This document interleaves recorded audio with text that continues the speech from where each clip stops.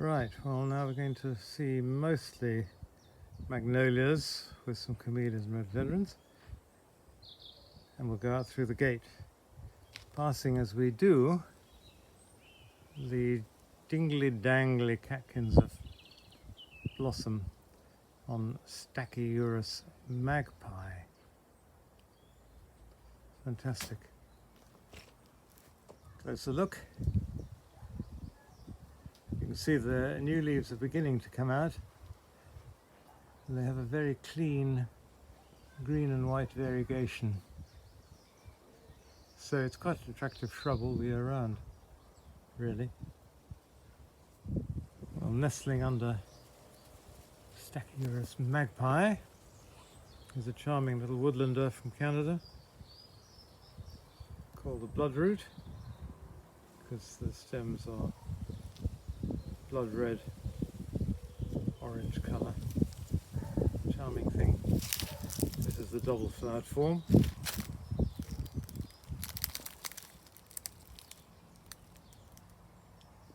Quite fleeting really, it doesn't last all that long. It's got very nice scalloped leaves as well.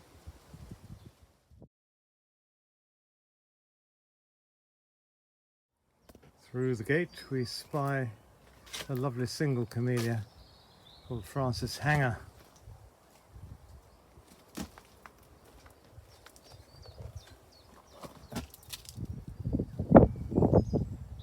Beautiful, delicate. Now coming up the path here, the drive, we come to the flower power that is actually magnolias.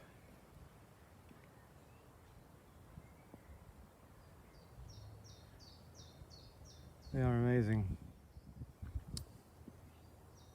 Up to the right we have a magnolia called peppermint stick, which is a hybrid with veitchii and a big tall grower. And then dead in front, the love of my life here, well, barring one of course, Mother's Memory. It's amazing, the petals sort of flop about, and yet there's so much flower, it's just covered and makes such a statement. Beautiful, and a lovely shape. 1984 I planted that, and as I did this Lobneri merrill, I saw this outside Jimmy Smart's house at Marwood Hill Gardens years and years ago, and I thought, oh, I must have one of those. But it really does spread like mad. So I've had to take the bottom branches off it, and actually it makes it look rather nice, I think. Coming round beside Merrill, we look up again towards Mother's Memory and the pink behind it called Heaven Sent, as in sniff, sniff, sniff. It is a glorious floriferous combination.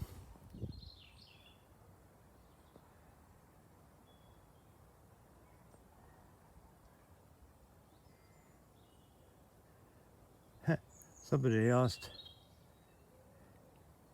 on Facebook, do your tepals flutter in the breeze? I wasn't quite sure how to reply to that. I think it was talking about Mother's Memory rather than me.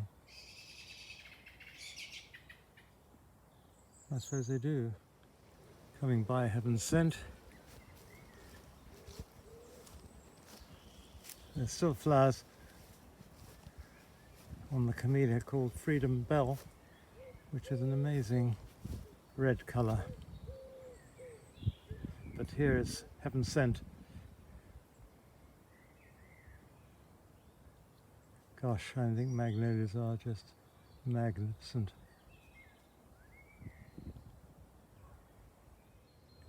We'll come up towards Summer House.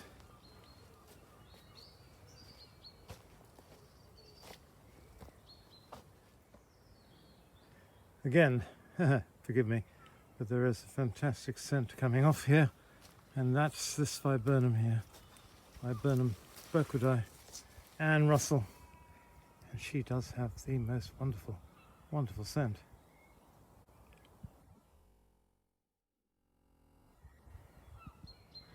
Making our way towards the obelisk, we're looking on the left at this extraordinary flower power of Princess Margaret, the magnolia bred at Windsor Great Park. And it really is amazingly floriferous. Reaching up to the sky there. And a lovely shape.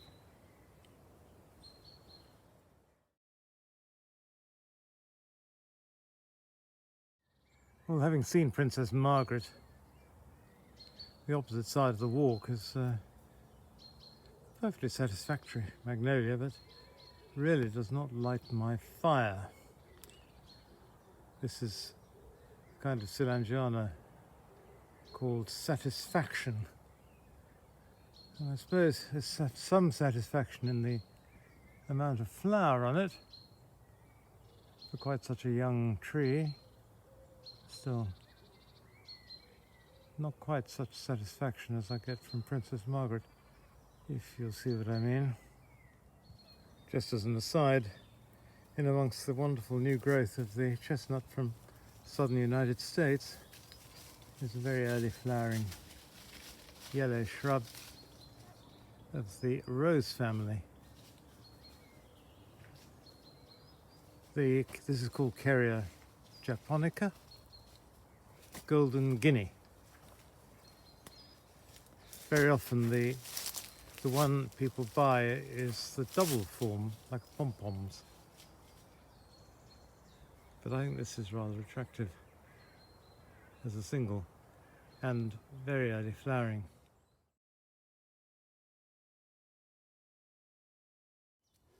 Walking along the long border. There's Bertram.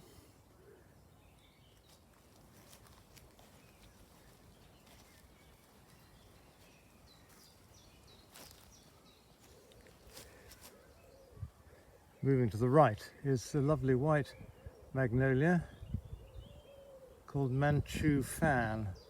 It is definitely a very good white. Yes, must be one of the best whites, I would say. And not a very big tree either. Behind the Manchu Fan is a magnolia which is rather optimistically called Ian's Red, bred by Ian Baldick of New Zealand, where a lot of these plants do actually go red, proper red. But here, in this climate, and perhaps the soil as well, they just don't. They remain a sort of washy pink. With a more substantial flower, here's one of Mr. Pickard's hybrids breeding, which is called Pickard's Ruby, I believe.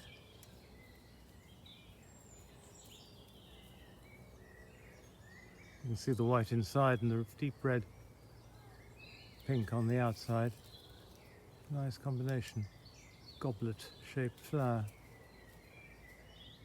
Up above Pickard is a hybrid from Trewithen, which I don't know has got an actual name, but it's a cross between Galaxy and Liliflora nigra, in the hope of producing a really deep coloured flower. Well, I don't think it's worked, but it's very attractive. We'll just come round the other side, see if we can see one or two of the flowers themselves. Well, that's really the closest I can get.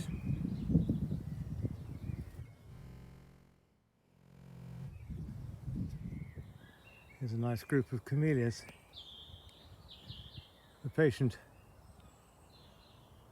got me to dig up one, actually several, from her front garden that she was going to tarmac over. And there's Elsie Jury heading for the stars, and the sumptuous camellia, Leonard Messel, beside her. Here's Elsie Jury and the rather more lax flowers of Leonard Messel, covered with them. Gorgeous, isn't it? A not so pleasant smell, sort of chlorine-like, leads us to this otherwise fantastically excellent shrub, which was very fashionable a few years ago. It's called Ilicium simonsii, and it's got wonderful matte green leaves which show off the flowers to a T, I would say. We'll just go on through here and see a shrub which was collected in Bhutan. It's called Lindera pulcherrima. Now, pulcherrima means extremely beautiful. Well, I think maybe, as we all know, beauty is in the eye of the beholder. However, it's got quite nice little yellow flowers, and it's formed quite a big tall shrub. And the other characteristic is that the leaves not only have a sort of drip end to them, but they also have 3 definite veins. Not just one central one, but 3. And that is very characteristic of this particular Lindera. The drawback to planting things so many years ago, especially magnolias, because they tend to go zooming upwards and flower at the very top. And this one is no exception. This is called Magnolia mordii. It's an evergreen, but the scent of the flowers, you'll have to take my word for it, I think is just like a gardenia, sweet and tropical. But as you can see, most of the flowers are completely out of reach of my nose, even if I was walking past it on stilts. One goes wandering along a path, not paying much attention except to the things in front of one. And of course, you then miss the magnolia, which is really trying to tell you something from up high. Look at me, look at me. This is Shiraz, and for one unknown reason has got 2 Z's on the end of its name. Shiraz. But my goodness, what a colour, eh? Fantastic. A marvellous colour. Rhododendron pachyxanthum is a magnolia with a name that actually makes me feel slightly sick, and that is Sweet Merlot. I mean, the name's all right, it's just the thought of drinking sweet Merlot puts me off rather. And there behind it is a shrub with pink blossom, which just have a look at a bit closer. Coming round, there seems to be a branch at eye level, which is rather convenient. I think this is lovely. This is Staphylia holocarpa rosea. There we are.